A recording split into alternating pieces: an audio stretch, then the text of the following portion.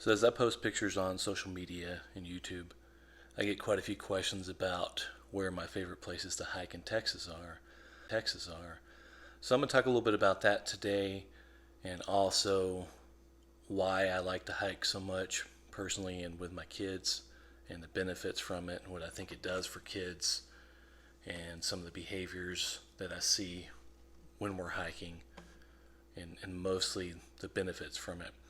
So to start off, some of my favorite places to hike in Texas, and keep in mind we're located almost in the very center of Texas geographically, 15, 20 miles from the geographic center of Texas. So we're about 2 hours from Austin, about 2.5 from DFW, about 3 from San Antonio, about an hour and 15 from Abilene. So we're in a pretty good spot to get to the Texas Hill Country, which is where we hike most of the time. But I would say our top places are. This is probably my top five in no particular order, but Enchanted Rock down by Fredericksburg, very nice place to hike. We're actually there yesterday. In the springtime, you can also check out Willow City Loop, which is very close to that. It's a nice kind of horseshoe loop with beautiful Texas wildflowers. Of course, you're only 20 minutes from Fredericksburg at that point. It's always fun to go do that. You can pass through Llano, San Saba, places like that. Number two is probably Inks Lake down by Burnett, Texas. Again, in the Texas Hill Country. Beautiful place. In the summertime, you can swim. There's a Devil's Water Hole. There's canoeing. And third's probably Pedernales Falls down by Johnson City. It's in between Johnson City off of 281. Between Johnson City and Dripping Springs. Both those towns and places have a lot of history and are fun to visit, and also close to places like Wimberley. Number three, and I don't think this one is nearly as popular as it should be, but Colorado Bend State Park near Bend, Texas. It's, I would say, off of 281. You're going through Lampasas. It's about 20 miles west of Lampasas in a little town called Bend, Texas. It's on the Colorado River. Very cool. Gorman Falls, you got the springs, just many great trails, and in my opinion, it's a very underrated park, and we've been going there for 25 years. As far as national parks in Texas, Big Bend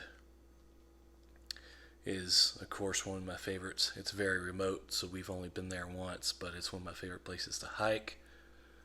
And those are really kind of our top ones that we go to the most often. Those where we're at, they're anywhere from about an hour away to about 2.5 hours away. So still not bad. Nice day trips. But I'm going to go into some of the reasons why I think it's so important to hike as an adult and as a kid. But as far as kids, you get them out of the house, you help them build self-confidence. You get them exposure to wildlife. They're getting vitamin D. They're getting exercise. Most studies show that for about every hour that you hike, generally you're going to burn about 500 calories, maybe a little less, maybe a little more.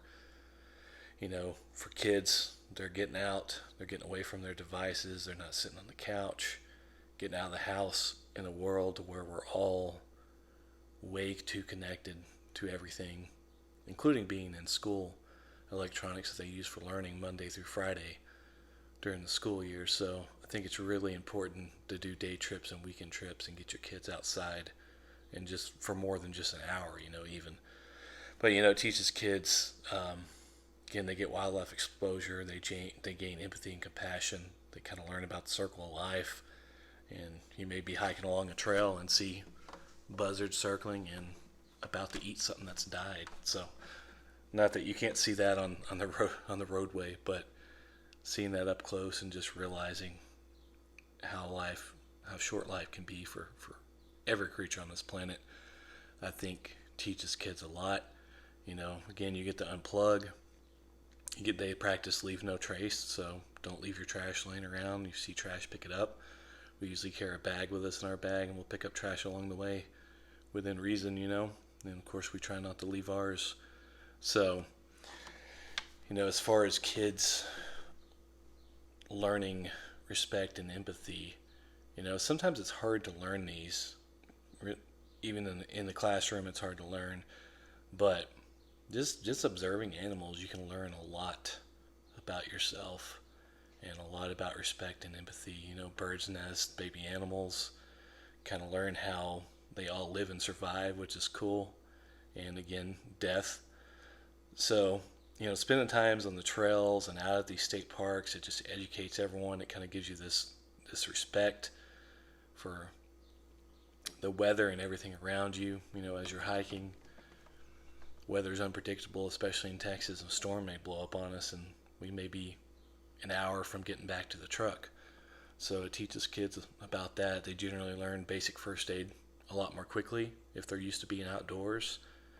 And it can be draining for kids too. So we carry snacks and lots of water and electrolytes and of course first aid in our backpack. And I try to make the kids carry their own stuff as much as possible. Sometimes if they're just really worn out, I'll carry it, and I don't mind it because it makes my pack heavier and more challenging for me. But as adults, as we get older, we have to do things to protect our bone density. So you need lots of calcium and vitamin D and exercise. So hiking takes care of the physical activity and the vitamin D. If you can get your calcium, anything that's weight bearing is great, and that's part of the reason why I do outdoor biking a lot too. And there's just this boost on your brain, and there's some studies, and a couple of them, that show after even 20 minutes of hiking that your cortisol levels go down by about 13%.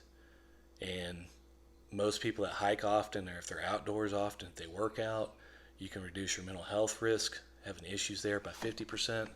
I know if something's really weighing on my mind, then me getting outside for anywhere from 25 minutes to an hour and 15 minutes on my bicycle, riding around, always helps. And I also generate a lot of creative ideas that way. I'll think of creativity I can apply to work or outside of work, or even music and songwriting. I think of some of my best ideas when my heart rate's up and I got everything flowing. And again, most of the time you're hiking, on average, you're probably burning 500 calories an hour. So I think my Fitbit, with my height and weight, which I'm a big guy, from what we were hiking yesterday, it showed 1,000 calories, probably plus some, because it did get low and start dying part of the way through. So really great for you, great for your health, great for protecting your bone density, great for your mental health. And I have people ask me sometimes about cycling and how often I recommend hiking and doing outdoor stuff and why I do it. But it just makes me better. Again, if I'm stressed, I'll go for a hike or a bike ride. I hike by myself sometimes too. On the weekends I don't have my kids, I go by myself often. I don't mind it. It helps me clear everything out of my head for the next few days. My anxiety is way better. I don't sit around and stress, and you sleep so much better too. So I'll put some pictures up at the end of this video and show you some pictures of some of our favorite places to hike. But yep, that's why I do it, and that's why I think it's important for parents to take their kids to do it. And you don't have to make day trips and drive 2 hours away. Take them to a nice park and stay out there for an hour. Put on your sunscreen and your bug spray, whatever you need. Just enjoy the outdoors a little bit. Jam for a little bit here.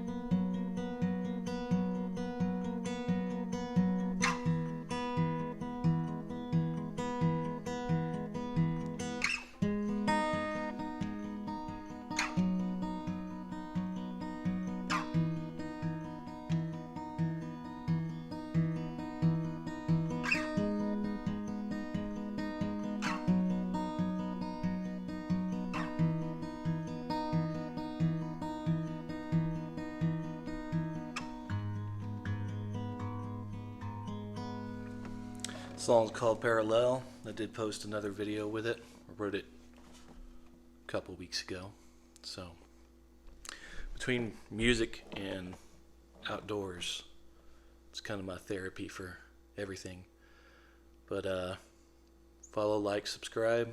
Check out the other video of that full song, just a preview.